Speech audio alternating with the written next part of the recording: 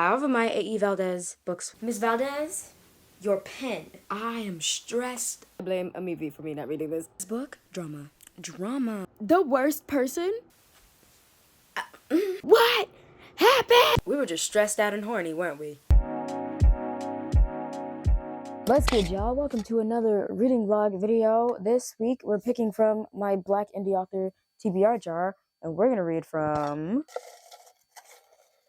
A.E. Valdez. Now, I've owned these A.E. Valdez books for a minute. I never read them. Don't tell her. Don't tell her anything. I've read this series. I love this series. I just never read this series. But I own the entire thing, so we're just gonna read it today. Well, over the course of the next week. This is gonna be fun. I love A.E. Valdez. Let's get into it. Okay, so I have my A.E. Valdez books with me.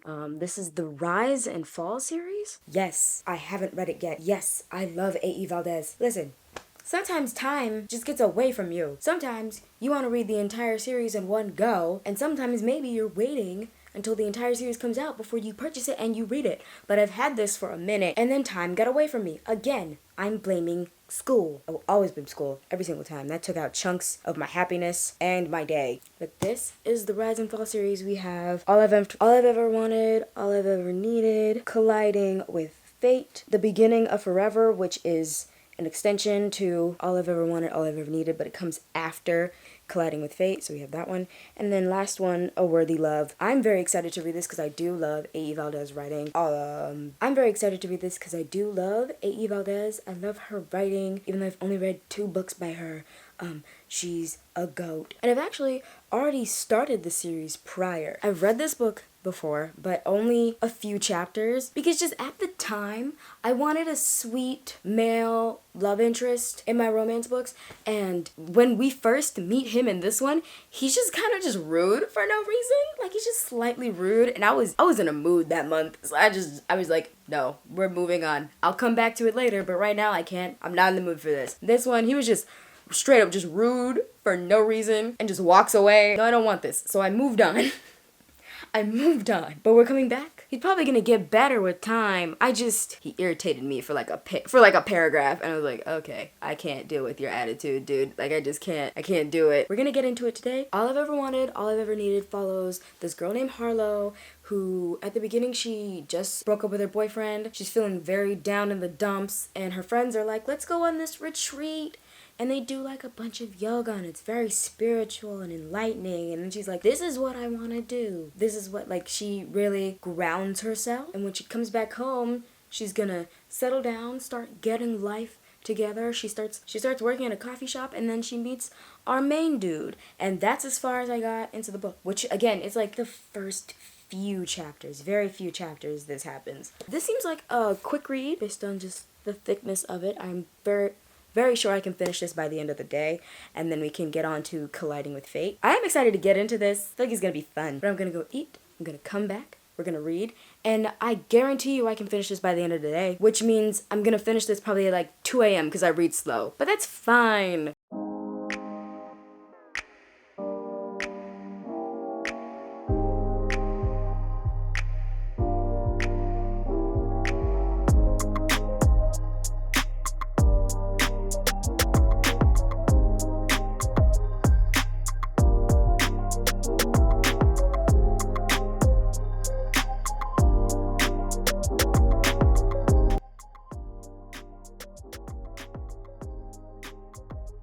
Skimmed through a little bit in the beginning because everything happened just like I remember it happening.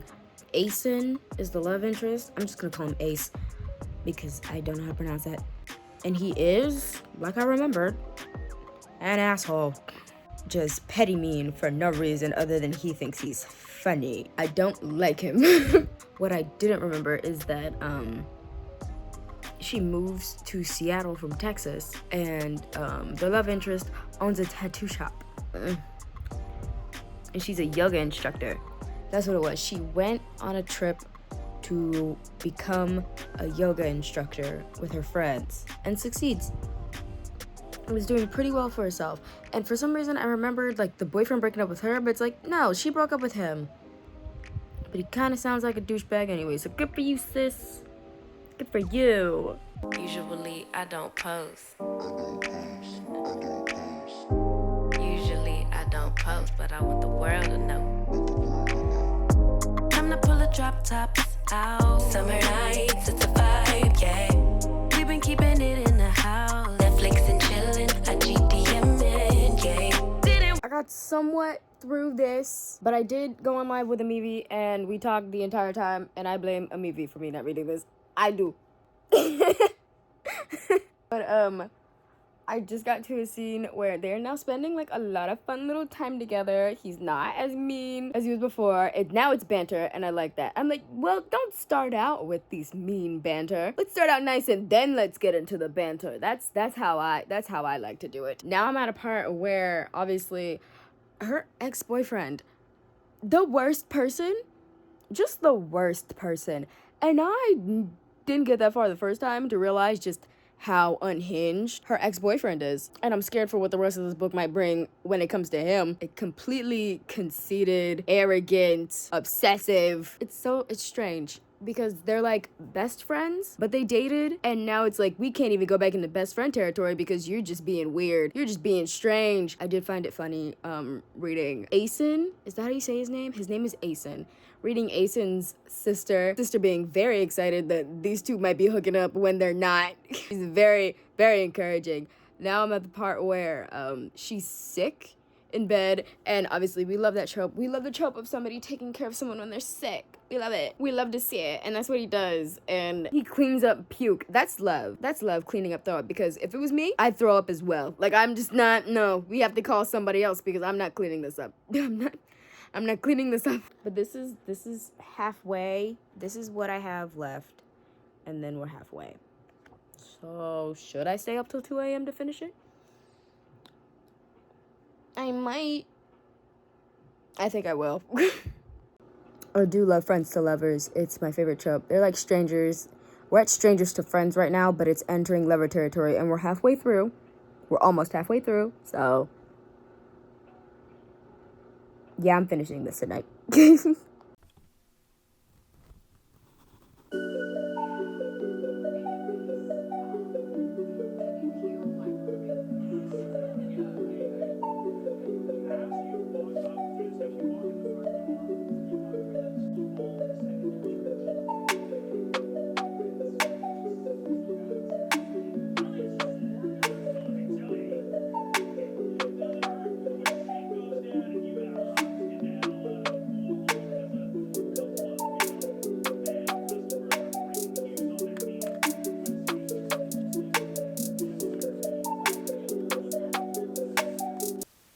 What's good, y'all? We are on day 2 of this reading vlog, and I did finish All I've Wanted, All I've Needed. I loved it. I don't know what to say. I loved it. See, this is about a young girl in her 20s just trying to figure out life, and I am also a young girl in my 20s trying to figure out life, and I found it very relatable. And honestly, I wish I had her life. Wish my life was like that. The love interest Acyn, obviously, we're gonna start off. He gave me a little bit of bad vibes. Little bit of bad vibes, but you know what? That doesn't last that long, and he was great. It was very cute, very domestic. The relationship between Harlow and Acyn is very sweet. What I didn't see coming at all, her ex-boyfriend? The worst man on earth. The worst man on earth. If I had to rate fictional men that I hate, it would be whatever that white man's name was in Longshot. Selwyn Kane from the Legendborn series. Josiah from Before I Let Go by Kennedy Ryan. And then it's the ex-boyfriend in this. Obviously, the worst man. Just incredibly full of himself, but then also giving the energy of, if I can't have you, nobody can. Just the worst person. It feels like everyone he interacts with, we will get the rest of their books in the series.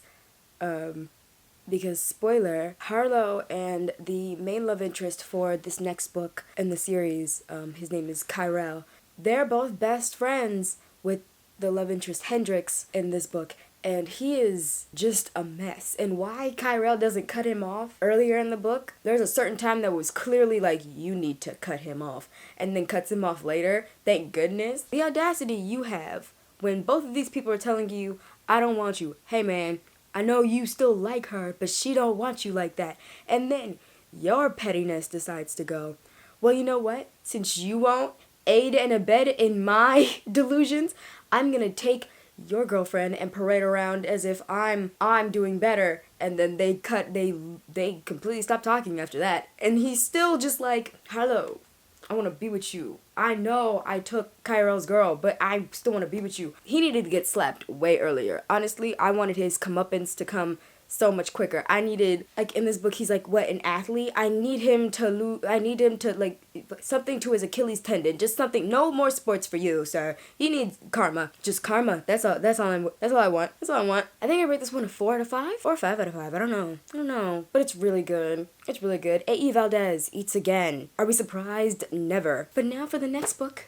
In the series, we have Colliding with Fate. This book follows Quinn and Kyrell, and that's all I know about it. All I know about it, I know nothing else. Should I read the back of this? Probably, but I'm gonna pop it up on the screen, so don't worry. Don't worry about it. It's gonna be up there. You can read what it's about. I'm gonna find out, and I'm gonna dive into this. Again, love a book series where we're following a friend group, but now we're following 2 friends that we've already met in the previous book. It's not like one of these characters we've never met before, and there's also another character in this book series that we meet in the first book, and will be the love interest in the 3rd book in the series. I'm very excited because A. Valdez has never done me wrong. And look at the cover. Don't look at my ugly face. Look at the cover. I'm excited.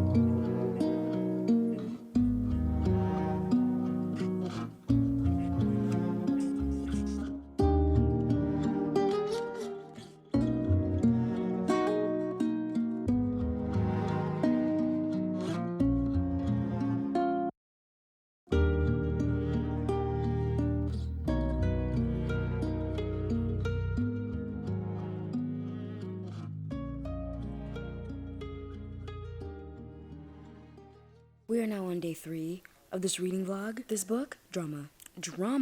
It's just, I feel like I'm reading a soap opera the entire time. I've gotten halfway through, went on live, read a little bit, actually read this time instead of like in the last video.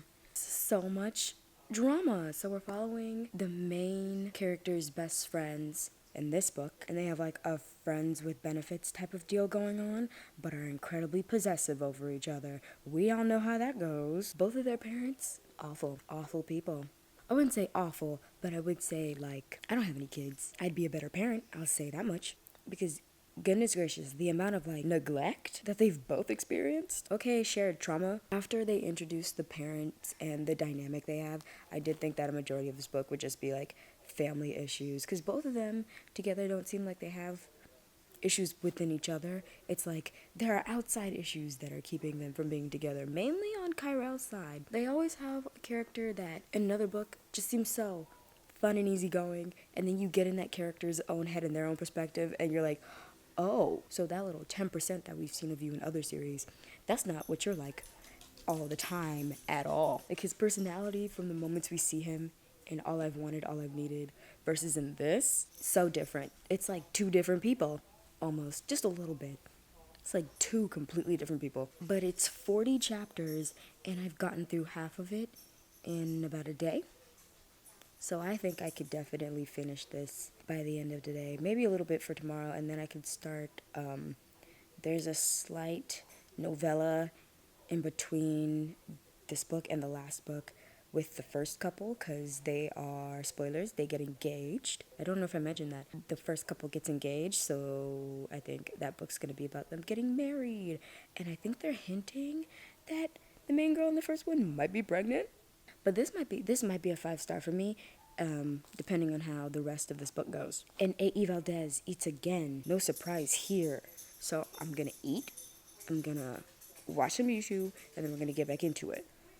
Both of the characters' parents in this book, when it comes to the female main character, Quinn, her parents are the very classic rich, highlight the son's accomplishment over the daughter's accomplishment, very judgmental of how their children choose to live their lives outside of their own judgment, think they know best, heavily stereotypical, oh yeah, you have all these accolades, but when are you getting married to a man? Like, just, And then when it comes to Kyrell, when it comes to his parents, it's just trigger warning. Abuse heavily from the mother's side, and the dad was just never there. And now he pops up years later and is like, I'm dying and I want to spend time with you.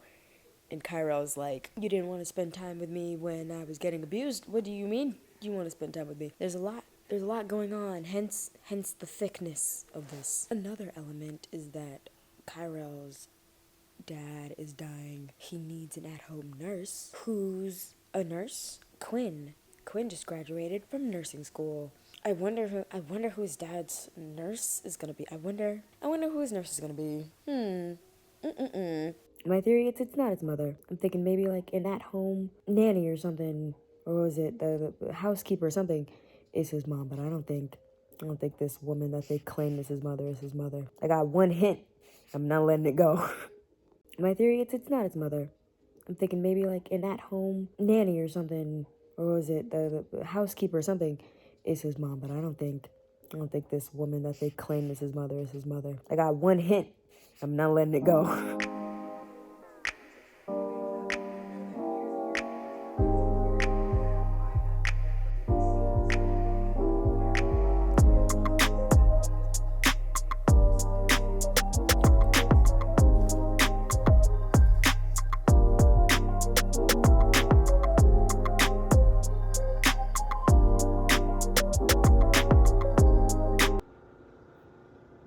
Girl, what happened?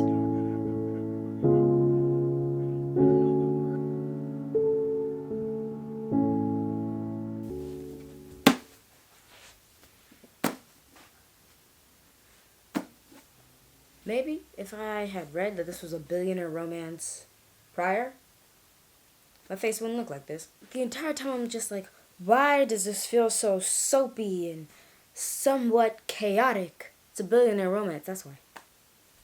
That's what it is. First, we started out real cool, right? Just a little hookup situation. But then all the drama just came packaging in. I mean, it was a lot. Hence the thickness. But goodness gracious, I would say a couple notes, but every time I give a note, it's just going to be summed up to, well, it's a billionaire romance. And I'm like, you're right.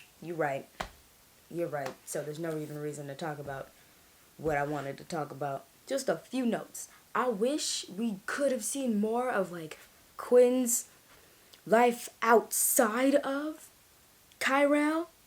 I would love to see more of that, because, like, again, as they've addressed in the book, her life was just very revolved around Kyrell. And I'm like, I want to see what you got going on. You don't really see what you got going on. I feel like her family resolve came too quick. I wanted more from that side. We got a lot from him because, yes, this book is mainly about him. I mean, even from the description, it gives, like, this is his book. Quinn's here, but this is his book. And I'm like, maybe I should have read it beforehand because I wanted a little bit more Quinn. Just more Quinn. Just a little more Quinn. Yeah, her family lives far away, but in the first book, like, they went back and forth a bit. We don't get a lot of back and forth with this one, and I wanted more of that. Also, you need neutered. They need to be neutered. They need to be neutered. They are the reason why birth control exists. They are the reason why we need to advocate more for male vasectomies. That's what this is. I don't know what you're gonna say. Ebony, suspend your sense of disbelief. But at the rate that they were going, I'm sitting over here thinking, I'm surprised. I would be surprised if we don't get a baby by the end of this book. And lo and behold, my theory checked out. They was going at it like jackrabbits. That was crazy. Every chapter I'm like, again? Y'all don't take breaks? You don't just like to cuddle? Just take a nap? Watch a movie? Again? Put them on a leash. We're moving on to this novella that happens between Colliding with Fate and the next book, Worthy Love, which is just Harlow and Ace making wedding plans, getting married, you know? It's a little quick read. Talk about all the complications that come with wedding planning. You know, it's a cute little A cute one. And then we get into Marissa and Asher's book. Now the description on the back isn't giving me much. It feels very vague, incredibly vague. But from what we know about Asher and Marissa in the previous books, I think Marissa is like the main yogini out of the three of them. Because in the first book, it talks about one of them having like a yoga retreat, and then all the girlies go on a yoga retreat. So in the next few books, I'm sitting over thinking like, oh, all these girls are like really into yoga. We don't really see Quinn do a lot of yoga. I don't think we see her do yoga at all, honestly. When we're in her book, Harlow was getting it. Harlow was doing yoga. Now when it comes to Marissa, yes, Marissa is the co-owner of a popular yoga studio. And then I'm hoping we just get back into that. Because that seemed very peaceful. It seems very peaceful for Harlow, but because of how thick this book is, I expect nothing but chaos. No peace.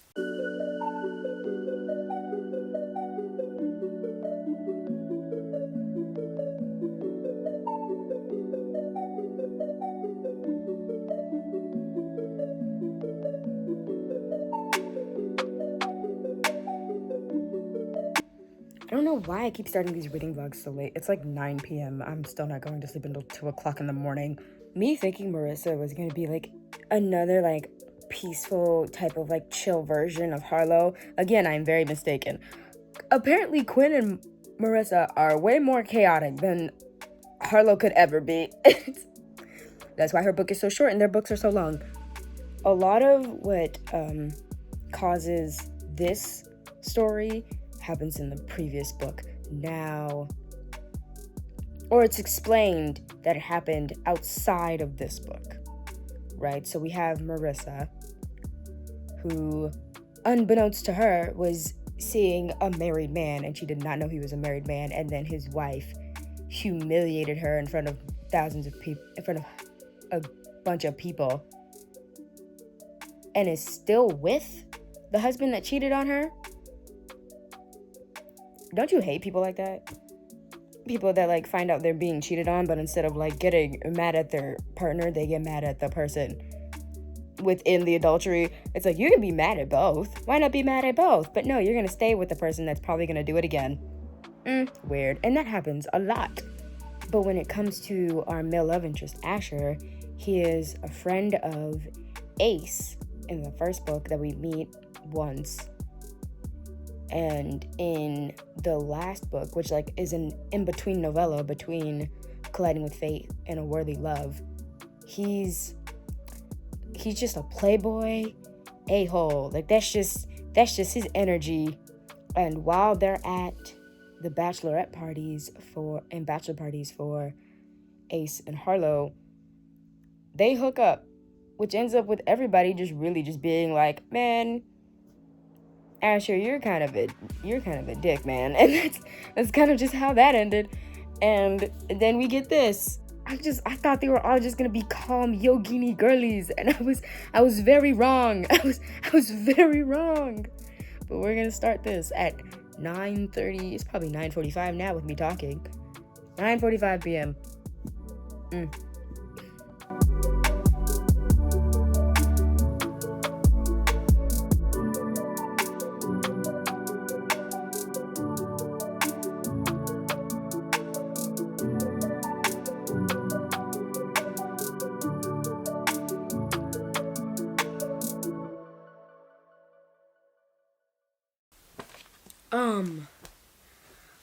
Bitch, I am stressed the fuck out. Like, obviously, in the previous novella that takes place before this, we learn a bit about what's going on in Marissa's life. She was hanging out with this guy, fell in love with this guy. Turns out dude was married, got humiliated by his wife. You didn't have to throw a pregnancy scare in there, though. You didn't have to do that. And it gets worse.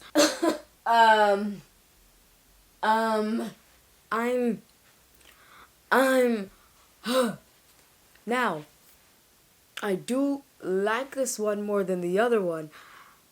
However, that doesn't negate the fact that I am stressed. Miss Valdez, we're gonna have words. We are going to have words the day that I meet you. I should not be under this much stress. I feel like we might get a turnaround That's the point in the book where I'm at. But goodness gracious, the way it gets worse, I was like, my heart was palpitating. I'm like, please don't. This can't be real. This can't be real. This sounds like a nightmare. And I don't want to spoil it. But this whole video is just going to be filled with spoilers. Listen, we got halfway. Look at that. Look at how much I have left. We're going to finish this book by today. Goodness gracious. I need a timeout.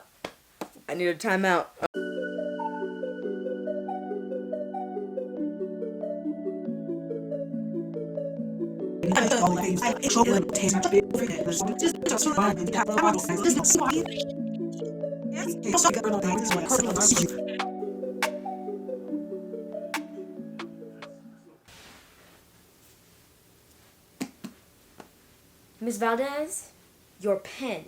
We was high, then we was low, then we was back up. Like this is on the reread list. That's what this one is. Worthy Love goes on the reread list. Report back and tell us, who is your favorite man? Listen, I don't want to start a fight, okay? Like, you can't really make me choose. Honestly, they're all great in their own way. Asher. It's Asher. Acyn, close second. Asher. Just, my favorite type of obsessed with her, where it's just, I will wait on you hand and foot, whatever you say. Pretty brown eyes, I will do it. He takes the cake. He wins. But him and Acyn are incredibly similar, where I'm just like, you're both great, and I love them both. Right now, Asher's just going like slightly above Acyn, but they're both Asher and Acyn. Double A. Team double A. Y'all, she had me. And then she almost lost me. But then she brought me back. We came back home. This will now be added to one of my favorite books ever. Like, this is on my reread list. It's right up there with Finding Jupiter by Kellis Rowe and Love Radio by Ebony Liddell and Hookshot by Kennedy Ryan. This is my new holy grail. I love this one. I loved every single second of it. So we've got these three girlies who meet through yoga. That's where we meet them. And at the end of it, all our girlies are married. Some of them are having bebes. Let's go over every single one of them. Just story-wise, we're gonna start off with just Harlow and Acyn. Their beginning, and then them getting married, and what the rest of their lives are gonna look like. This is really cute and sweet. Short, sweet, to the point read. I found them as a couple adorable. Like, books like this, couples like this is my bread and butter. This is where I reside. Just the sweetness of this. I find all of these relatable because all the characters are in their early 20s or just in their 20s in general. But this one I find very relatable because Harlow really didn't have much going for her. She was really just her boyfriend's manager, basically. And then after they break up, she's like, I have no purpose. But then she finds her purpose and gets really into photography and yoga and just has this, like, working at a coffee shop. She has, like, this beautiful family and all these loved ones around her, and I just loved reading this. And I loved reading Harlow and Acyn. Acyn did start off just a little bit, just making me slightly slightly angry. But that's like what his banter, how he jokes. It's not too serious. One thing when we get into these other books is how when we meet the characters from these other books, I felt like I got their personality in this, and then I go read their book, and it's a complete 180 from their personality. This one, I think it was just like a lot going on that if I knew it was a billionaire romance, it would be more explainable. The drama, the stress, the bad parenting in this from both of their families, and then I think the smut in this one just overtook a lot for me because as much as I wanted to focus on the storyline, I wanted more of Quinn's storyline, but also they be doing it a lot. Like a lot. Like to the point where I was just like, I thought I liked smut in books, and then I read this, I'm like, at some point, something's gotta give. This is too much. Something's gotta give. We can't keep it can't be all the time. Sometimes we just gotta sit and cuddle. We can't just keep turning corners and doing the do. We can't just keep doing that. How is you have very high libidos, the both of you. I'd be exhausted. And the plot points that I picked out because it was just slight language changing that I was paying attention to. If I wasn't paying attention, then I would just be like, oh, drama, it's a soap opera up in here. His father is dying. His mother is abusive, but oh, his mother's not really his mother. Just stress. We were just stressed out and horny, weren't we? That's all we were. Just stressed out and horny. I barely got to focus on Quinn's few points, which is that she gets a new job as a nurse. She's moved out to LA where Kyrell lives. So they spend more time together. All that just gets overshadowed by just like his troubling home life, and that's it. I feel like that's how I summarize the book. Just stressful and horny. This one, as I said before, I love this book. I love Marissa and Asher. Marissa and Asher, you will always be famous. I love their relationship because, again, for their personality, like, Asher starts off being, like, this very just, like, arrogant D-bag, which is not to say that Kyrell isn't also an arrogant D-bag. I think Kyrell shows more of that type of stereotypical playboy energy than Asher does. I thought that's what Asher was going to be, but he's not really. He's just arrogant. He just be talking. And then that happens for a little bit, and then it gets over it, and he just becomes obsessed with Marissa. Just incredibly attentive of Marissa. And I love that. I love that energy. Same energy as acyn. Just like, whatever you say, pretty brown eyes, we'll do whatever you want to do. That's Asher. This book is also like the perfect mix of like drama, but also realism, where like, just suspend your disbelief all you want, but like, this probably happened to someone in real life, and it was probably very stressful. Oh, poor Marissa, girl. She was going through it. From being in a relationship, then finding out that whole entire relationship was a lie. He lied about everything, up until his profession, and then you find out you could be having his child. Thank God we snipped that in the bud real quick, because I could not, unlike Colliding with Fate, I could not deal with another surprise pregnancy. I couldn't. I don't think I wouldn't have been strong enough. I would have been strong enough. If she carried the baby to term, I wouldn't have been strong enough. And then at the back half of the book, we get more peace with Asher and his family, and she spends time with Asher and his family, and they own like a ranch, and it's just, they go ride horses, have a good little bonding time. Like, their relationship is so great and communicative. I love this one.